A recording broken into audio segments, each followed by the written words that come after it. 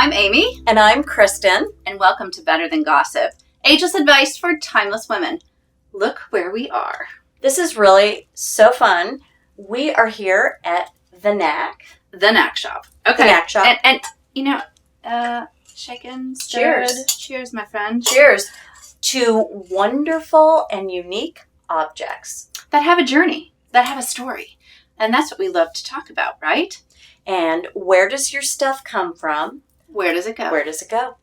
So that's what we're talking about today. And we're at a great location here, as you can see, filled with treasures. So stay tuned after a word from our sponsors. So we have beans from all over the world. All of our coffee is 100% Arabica. It's hand-picked, highest grade, highest altitude. So Arabica has less caffeine. It has way more flavor though. Each coffee is different. They all have different moisture content. They all roast up a little bit differently, which is why doing it by eye to me is so important. I believe coffee brings people together. Everybody drinks coffee, right? It doesn't matter where you're from, how much money you make, where you live, any of that. Like, people drink coffee. So I want to be a place that connects people.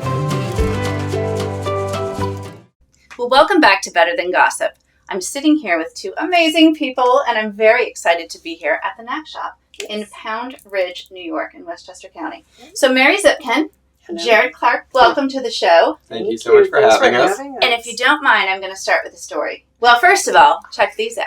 How cool are these? Everybody knows I like to do a little shopping, and anything, I wonder who owned these. Like, I wonder what the story is. Oh, there's a story. Oh, there is a story. There's a story. She's an artist, a local artist who is really on fire. She is selling stuff everywhere, and she brought in great stuff to sell. I think it almost all sold, but her stuff is great. Where it comes from, and then where it goes. Where it goes. I love it. Yeah. So I'm just going to start talking to Jared for a second, because I came in the store, I found this, and I love consigning things. I love consignment. I like consigning things. I like thrifting. I just think it's so interesting, and you find great quality things. I walked in, I met Jared, and immediately it was like, okay, I've known him forever. I spotted this fabulous little couch. Yep. Little sofa. Yes. Is that I doing thought, that's perfect for my daughter in the East Village. And sure enough, and Jared just started talking, and you really have transformed this little shop here, right? With your eye for detail. It is such an amazing opportunity to work with things that are old. Some things are new. Some things, it's just a mix things of are right everything. crazy. Exactly. Yeah. And it's basically a puzzle. And that's all it is. And it's trying to figure out like what goes with what and how to make things look appealing as if it were in someone's home. When you go to a furniture showroom, everything's in the same style. But that's not how someone lives. When you look at the environment of inherited items, things that are useful, things that are just objects that you love, gifts you've received. So combining them all is what we do here. Yeah, I love that. Yeah. And it all has a story, and I love the story, behind each item. It's so interesting. Mary Zipkin, you have owned this store. You do estate planning as well, or estate sales, and all sorts of great things. Share a little bit of your story, because it's interesting, and you really are empowering women to kind of take that next chapter a little farther. Challenge. Anyone can do this, is what you said when I walked in the door. It is true. It is true. I don't even know if I told you, but I was getting divorced, so I needed to reinvent myself. Yeah. And still having kids and stuff, so I needed to do it on my time. So those kids are the most important. So I started actually buying clothes for somebody. Really? Yes, and I went to her house. She said to me, I'm going to Buckingham Palace next week. Well, Buckingham Palace. I need something to wear. She goes, would you help me put clothes together? And I'm like, is she talking to me? I'm like, okay. So I went to her house, and then I said, these chairs have to go. These are not good at here. Move those out. And I swear that was the beginning. Really? I started staging homes for people. Then that went into, can you sell my stuff after? Right. And I said, sure, I can do that. And it blossomed. And then COVID hit. I mean, this is a little longer, later in days. And COVID hit, and we couldn't do an in-house sale. Exactly. So I did a pop-up, and now full-fledged business. And people love consignment, right? They it. love thrifting. And you said it's a large business. It is huge. Yeah. The secondhand business is almost as big as the, first retail business. It's people love this. There's no stigma. There's no stigma. It's not about economy or how much money anybody makes. Everyone likes to repurpose. Yeah. And things have so much life in them. If you look at everything, look at this. It's just beautiful. Exactly. And it should be hanging in someone's house. It should be. I always tell everyone it's the mix. It's so easy to go in a department store and say, I'll take that, that, and that, but it doesn't have any meaning to it. Exactly. It doesn't have a story. And I think that the younger generation too, because we, on this show, we talk about cross-generational info share. I think millennials like smaller spaces, and I think they like fewer things, but things of value and things that have stories. 100%. Yeah. 100%. They are not some of the older stuff is hard, because the parents, the first thing they say when they call me is, my kids don't want anything. But they do take some stuff. There's sentimentality, they'll take grandma's thing or something, but they don't want as much as we had. They really don't. Right. Well, it's really interesting today because we have with us Roger and Chris, who have been on the show before. They own a business called Hunt and Peck. And so the four of you are going to walk through this terrific store, but you're also going to share your stories and your knowledge and really let people know about this industry. Consigning, what it is, it's a business, why you're doing it. And, we talked about, one of the episodes with Roger and Chris, we talked about kind of looking at your own things and finding your value in your estate. And, going through your things and looking through your closets, looking through your silver, learning the markings, all of these things. So I can't wait for this conversation and to take a look around the knack shop right here in Pound Ridge. Hi there. I'm Roger Schrank. It's my partner Chris Foltz from Hunt and Peck Estate Services. We're here at the spectacular Mary Zipkin in her beautiful shop, the knack shop. Mary, I want to talk about the process of all of this. Looking around this wonderful shop filled with beautiful objects. Obviously, they're from homes. People have loved them, and people come in here to love them again. They do. Describe some of that process to me. How do your clients come to you? How do you serve them? That's such a great question, because I just have to go a little bit back to why I do this. I want to do something that's meaningful in someone's life. And moving is one of the top 3 stresses of life, right? We all can attest to that. And these people call you to come into their beloved homes, and they are leaving after many years, a lot of them, and it is hard. It is so hard. And I need to hold hands, and I need to understand, and I have to handle their objects with kid gloves because they still love them, but they can't take it all. And it's time to get rid of it. And, sometimes the kids want stuff and sometimes they don't. So this, having an estate sale is great. And whatever left, it gives them comfort to know that I will bring stuff here, and we donate things too, so they know it's being repurposed. And that's what they want to know, that it's not going into a landfill and that somebody will love their objects again. And that's what we do. We hold their hands. They cry to us. They are so thankful, and it could bring tears to your eyes. So then I was like, okay, well, I can take it to a next step.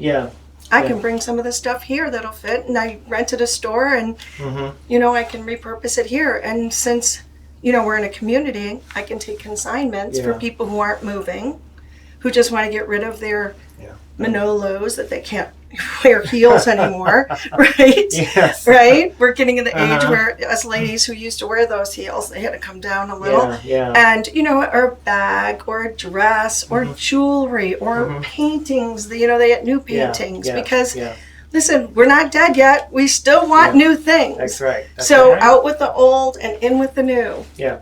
Well, Mary, we, the 3 of us work in the world of resale. I mean, there's an equation for that. It's a marketplace. It is. How do you communicate to your clients the real value of their stuff? We have to look up a lot of stuff. We really do. We try to go to the marketplace and see what things are selling for and make it a fair price where everyone's happy. But when they say to you, oh, Mary, oh my God, I paid if I hear $10,000 for that rug. Exactly. I'm like, well, I just want everyone to know that's You know, Yeah. the rugs, we're walking on them. You Yeah, know what I mean? yeah. That's just, it's a tough Yeah, one, you guys, exactly, right? exactly. We both Yeah. know that. It's it's And, almost and what we it's- say to them yeah. is, I'm just saying this. I'm like, you have used that for 10 years. You didn't buy it thinking, oh, I'm going to resell it and make some money. Yeah. You know, you might Absolutely. do that with some expensive art on the wall that you hope appreciates, but the stuff Yeah. you use, Yeah. don't covet it. You're It's right. time to go. You're Get right. a few bucks for it and let it go. That's what I tell them. That is great advice. That Mm-hmm. is great advice. What objects move fastest out of your shop? Wow, we sell a lot of art, believe it or not, and jewelry. People love Yeah. jewelry and lamps. They really do. Yeah. Yeah. Sets of lamps. Yeah. Yeah. And people do love clothes too. Mm-hmm. They love clothes. Yeah. Yeah, because Yeah. we have nice high-end stuff. So at affordable prices, I'm always about affordable. I am not ever going to be an overpriced resale or consignment store. Yeah. I want it in, I want it out.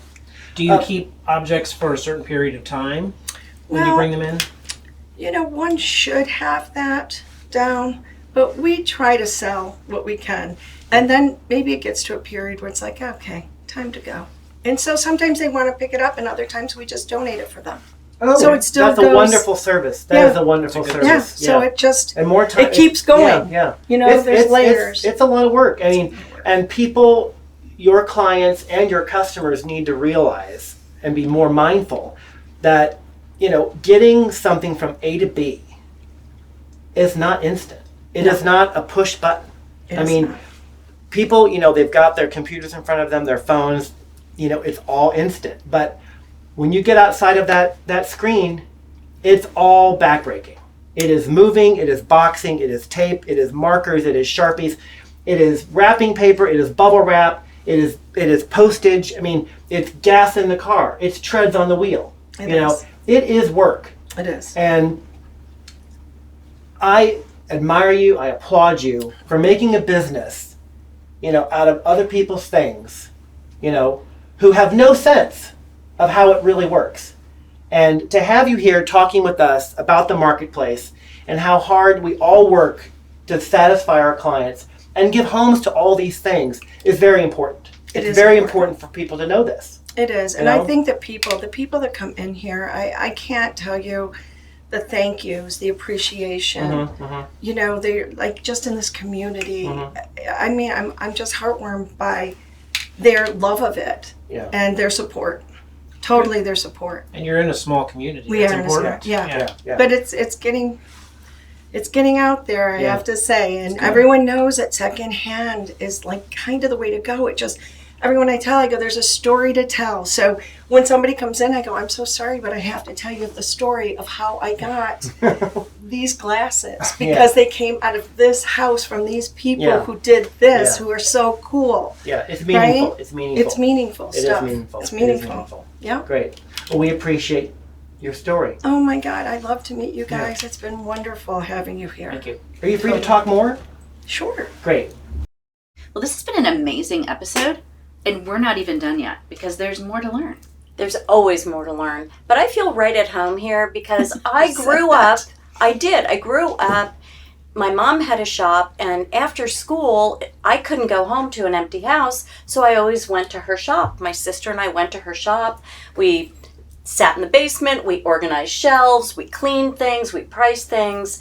And my mom was also a single lady who had to reinvent herself. Right. And Talk she about needed that to all the create time. a business that gave her flexibility, Right. but it made it possible for her to also be close to us. I love that. And I also think it's important that, you know, especially Mary, who we've met earlier in the show, Mary really is empowering and inspiring women to take that leap, to what we say cannonball with confidence, to really try something new. And I think that's so important.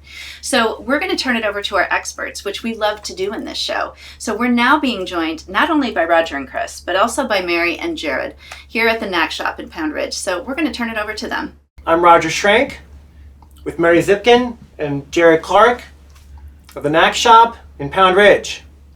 Now we're going to get personal. We're going to talk about the backstory of the secondhand market. Chris, take it away. All right. Mary, how do you decide to take on an estate sale? Well, first of all, I'm so enmeshed in the community. Thank God, I get calls a lot, So I'll go and visit with the client, look at what they have to sell, and I have to set a few parameters though that are very important.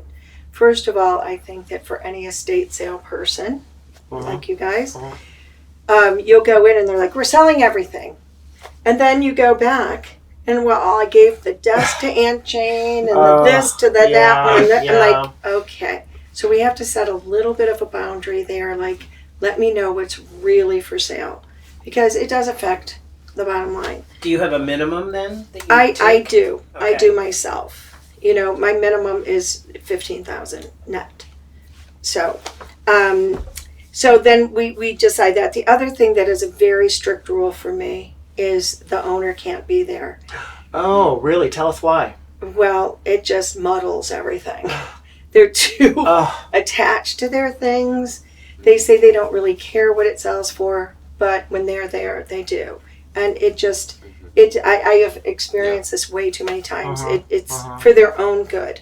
They're too close. They don't need to be there. They're in good hands with us. We really do a good job for them, and it's easier to sell. And even the people who come. Exactly, and most things amortize in the wash. For example, like you may have paid a lot of money for one thing, but it doesn't get that. But something you paid nothing for gets a lot of money, so you have to look at it. Especially in the whole average. older Yeah, Totally. exactly. Yes. Stuff that you never thought would sell. Yeah. Like old dirty tools in the garage. I mean, wouldn't go first. Yeah, exactly. And they're so pleased. Yeah. that Old they didn't oil cans. I mean, it's the vintage oil so cans. It's crazy. It can flip. Yes, and I implore to the client that just what Jared said.